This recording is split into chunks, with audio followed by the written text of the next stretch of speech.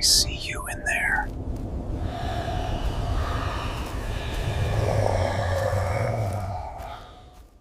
Last year I was traveling alone from Wisconsin to Montana by car. With the exception of the early and last hours, the majority of the roads are essentially empty. Everything else is forest or wide farmland, maybe some small mountains too after I got further west. In any case, since I had everything planned, I was going to be. Instead of spending 2 full days driving and having to pay for an additional hotel in between, it would be better to drive through the night and most of the day. I believed it was worthwhile even though I knew it would still be difficult. I started the drive around 7:00 p.m. I made sure everything was in my car, including my munchies, alongside me in the front seat. I then went out onto the road. After passing through the city and small towns for the first hour, it was open road. There aren't many cars and only a petrol station every 15 or so miles. I had only used 1/3 of my gas by the end of an hour or two. However, with the gas stations starting to get further and fewer between, I assumed I'd top off before entering the actual rural stretch of the road. I finally located a station to halt at after 20 minutes. Nobody else was there. It was merely a tiny location with 4 gas stations. Not even the convenience shop was open. After parking next to a pump, I got out and began pumping gas. The gas was coming out. Quite slowly, it took nearly a minute for 1 gallon to come out, and I'm not sure if this was because the place was older or perhaps hadn't been filled up in a while. I waited while leaning against my automobile. At that point, a second vehicle appeared on the road. They appeared to be traveling at only 20 or 30 miles per hour, even though the speed limit was 55, initially passing the petrol station, but then slowing down and backing up. That was odd and, to be honest, a little risky on a single road like that in the middle of the night. However, they parked at the pump just behind me after backing up to the station's entrance. I assumed they had simply missed the door and were in dire need of gas. As I heard someone get out and go to the side of their vehicle, I continued to stare forward at my pump. However, I looked over to check what they were doing after a minute of not hearing them begin to pump the gas or even move at all. The man, who was somewhat tall and wearing black pants and gray flannel, was staring at me. He was staring at me when I turned to look at him. I nodded and grinned awkwardly before averting my gaze once more. However, I couldn't shake the feeling that he was still staring at me. I heard him finally grab the pump and put it in his car after a good 10 seconds. Perhaps he was simply getting gas and I was relieved, overanalyzing it. After spending an additional minute outside, I decided that I had had enough and just removed the pump and secured my gas cap. I saw the man staring at me once again when I did. His eyes were so thick and lifeless, like if he had consumed caffeine or something. After getting in, I drove back into the road. I thought, weird guy, but I didn't give it much attention. It began to rain at some point during the next 3 hours of the journey. It was just after midnight and I had driven for 5 hours in all. I felt like I had to pay closer attention to the road because of the rain, which made the driving more taxing. I attempted to open an energy drink and nibbling, but it wasn't very beneficial. By 1 in the morning, I simply required a respite. I was also running low on gas. I eventually came to a gas station to stop at after traveling down the lengthy, desolate road. It was as empty and as rather dilapidated as the final one, but everything was still on, even the lights. After filling up my tank, I parked in one of the places on the side of the little structure. I checked the weather to find out how long the rain would persist and looked for any neighboring towns, but I couldn't find any. It appeared as though I was essentially at the center of nothing. In the end, I decided it was okay to take a 30-minute nap to rejuvenate myself and, hopefully, slow down the rain. I reclined and dozed off. My alarm hadn't gone off when I woke up, and the rain was still beating down on the roof. Just 25 minutes had passed. I gazed out the windshield as I sat up. There was a car at one of the pumps, but the entire area was silent. Leaning forward, I took a closer look. The one from the opposite station was the same. I was nearly certain of it. This was either a huge coincidence or there was a problem. To make matters worse, the man wasn't not outside or in his car, but wherever I could see. My face began to turn pale.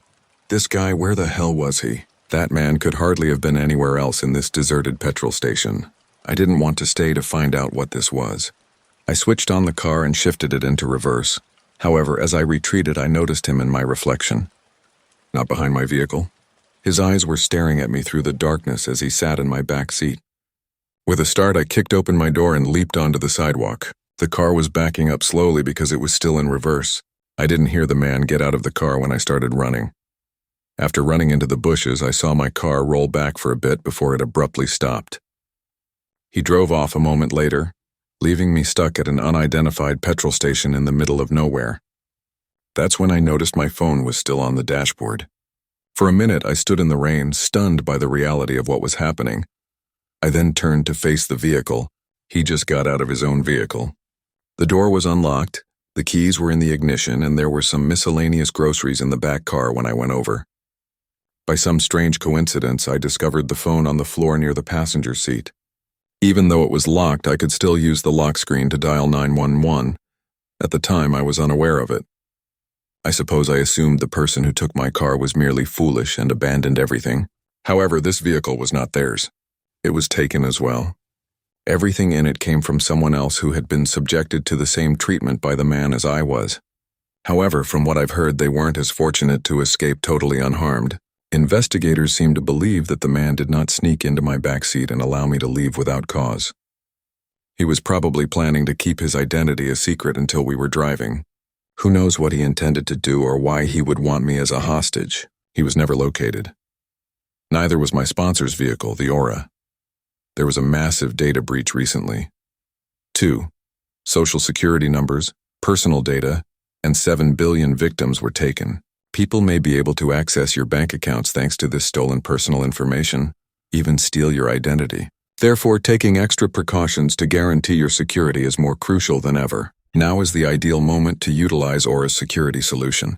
For more than a year, Aura has consistently supported me because I genuinely think their service is fantastic. Aura offers ongoing monitoring of your personal information and eliminates any possible risks while simultaneously averting new ones. Additionally, they make it really simple for you to use and comprehend all that is happening with your data. You can use Aura's free trial to have your personal information scanned and deleted from all websites, including fraud sites, hackers, data brokers, and the black web.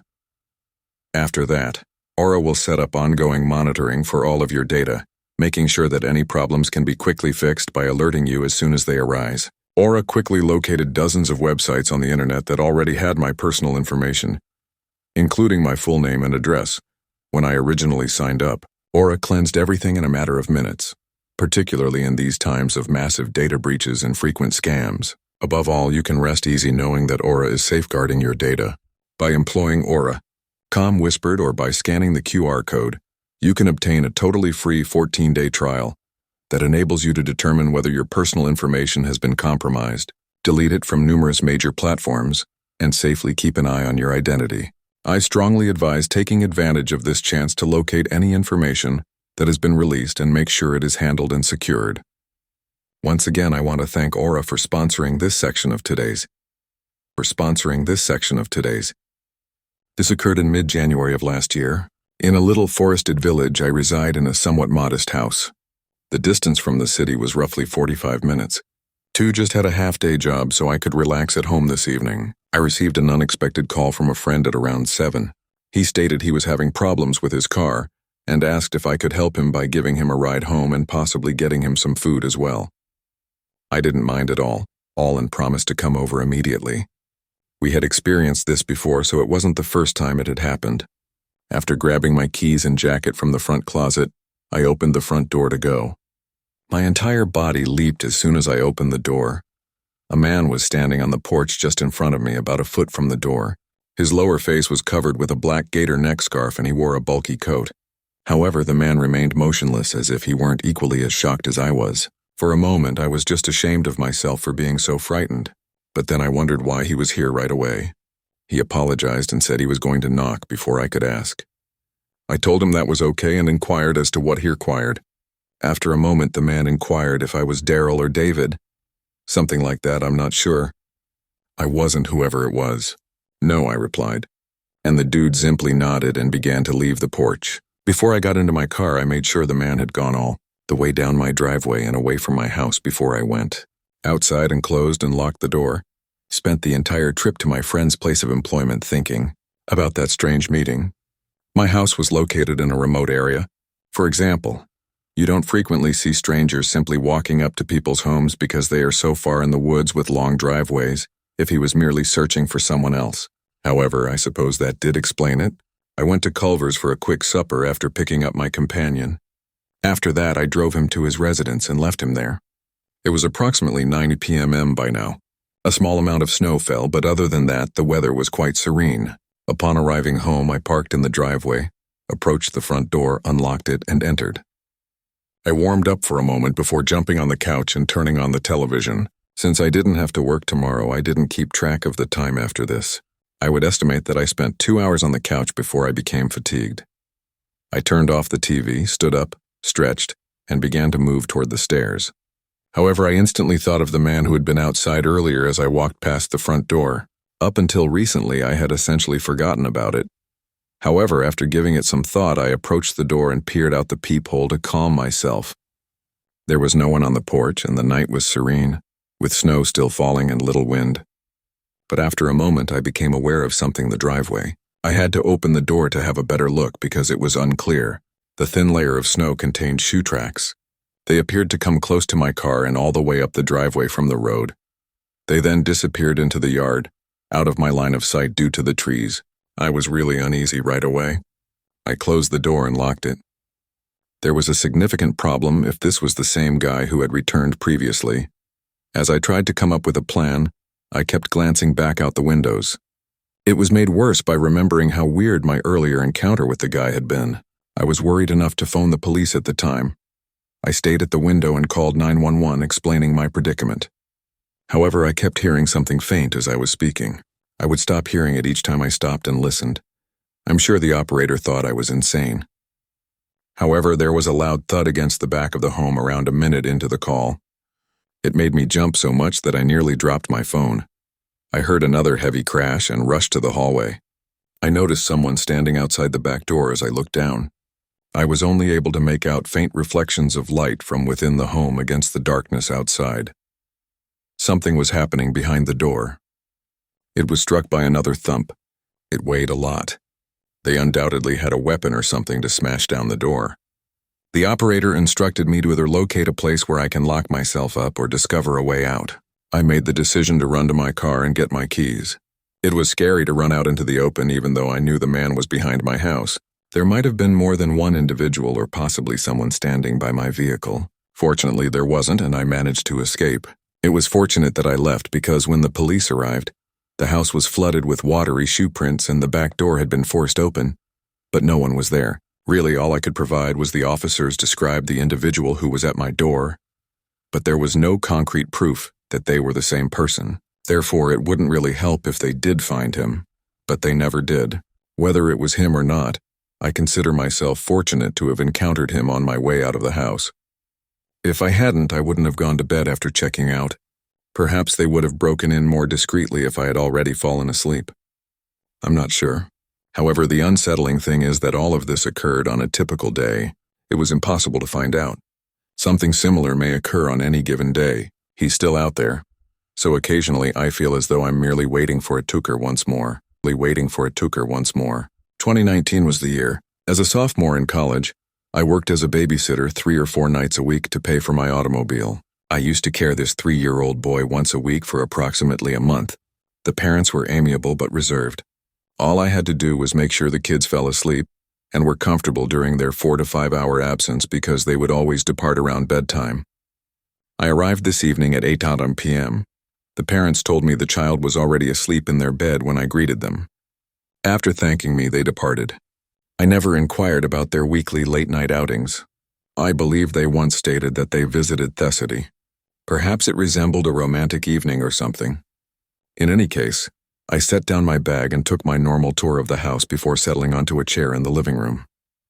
"Feel free to watch TV or cook dinner or anything else," they would constantly say. Whatever, I just used my phone to kill time most of the time, periodically stopping into the children's room to check on them. However, the mother called me within an hour. Obviously, I responded, but I didn't understand when she inquired as to whether I had just called her. "No," I replied. "I hadn't made any calls while I was still at the residence." She must have received a call from an unsaved number, but when she answered, no one spoke. Perhaps she thought I might. The call just didn't go through properly since you either got a new phone or were using a different one. We're all okay here, I told her. Okay, she replied before hanging up. I didn't give it much thought. Most likely she was just a worried parent trying to make sure everything was all right. After checking on the child once more, I took a seat once again. 20 minutes or so went by. I noticed headlights shining into the front windows as I was still watching a movie on my phone. The gaps between the blinds allowed light to enter. I assumed it was just a neighbor pulling into their home. However, after a few minutes of the light not going out, I stood up and looked out the window. A dark gray vehicle was parked at the curb directly in front of the home. The windows were blacked off and it was ancient and rusty. For a minute, I was so preoccupied on the car that I barely noticed the man a few feet away. Standing close to the pavement and gazing up at the house I was in, they were nearer the end of the driveway. Although I was a little worried, I didn't want to approach them because it wasn't even my home. I simply observed from the window. He returned to his car and climbed in after a minute. Strangely, they withdrew quite slowly, as if they were still staring at the home. Their headlights cut in and out of the trees as I watched them travel down the road before coming to a stop once more. Far down the road, I could see the light remaining motionless between the trees. Then, as if they had parked and left, it shut off. Perhaps someone was trying to locate the address numbers while visiting a neighbor and got confused in some way. I stood by the window for about 5 minutes since I thought it was a little strange. But I never saw the man return to the house, so I assumed it was just a funny coincidence. I returned to the living room chair. I considered texting the parents, but I didn't want to cause them anxiety about something that was probably unimportant. Additionally, it most likely wouldn't have had an impact on anything. In any case, I made the decision to switch on the TV, but I did so at a moderate volume to avoid waking the child. After a few minutes, I noticed that I was still thinking about it, so I also went to open the curtains. An entire hour and a half went by, or perhaps even 2 hours. During that time, not much actually transpired.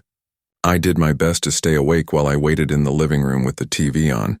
My eyes were growing heavy. Additionally, I could see that E was half sleeping as if I were still awake, but my eyes were only slightly open and I felt completely disoriented. However, I was in a less than conscious condition when I heard a faint thump at random. I wasn't completely awakened until I heard it once more. I stood up as my eyes widened. I had no idea what that was. However, I wanted to see how the child was doing first, so I started toward the stairs. However, as I went along the corridor, I heard it once more and caught a glimpse of something. I looked away. Someone stood outside the rear door, staring at me while tugging on the doorknob. He began yanking on the handle even more forcefully in an attempt to force it open as soon as he noticed that I was staring at him. I ran as my adrenaline took over up the stairs. I entered the room and tried to soothe the child. The thumps grew louder while I was up there. He was ripping open the door with something right now. I rushed down the stairs with the child in my arms. There was one more sound when I reached the bottom. It sounded like metal and plastic breaking. I noticed the rear door was open and the man was hurrying inside as I turned to head back into the hallway toward the front door. He was dressed in casual attire and dark hair. Before I observed a knife in his hand, that was all I could see. Without hesitation, he began to run at me. Just as he approached my window, I hurried out the front door, got into my car, and backed out. I contacted the parents and 911 after driving to a secure location. He was gone before anyone arrived, of course. In my opinion, the man intended to injure me or frighten me with the knife in order to abduct the child. It seemed as though that was what would occur. However, how was he aware that the parents would be absent? And why particularly kidnap this child? Strangely, the parents never hired me again and stopped communicating with me after all of this. They expressed gratitude to me on the Fell radio quiet the night of the event. They seemed to be trying to keep me in the dark about what had transpired. I didn't find much when I conducted my own research. I only learned that the mother had been married previously to a man who resembled the man I saw. But there's no way to be certain. I'm merely conjecturing. I don't think we'll get any answers because it's been years.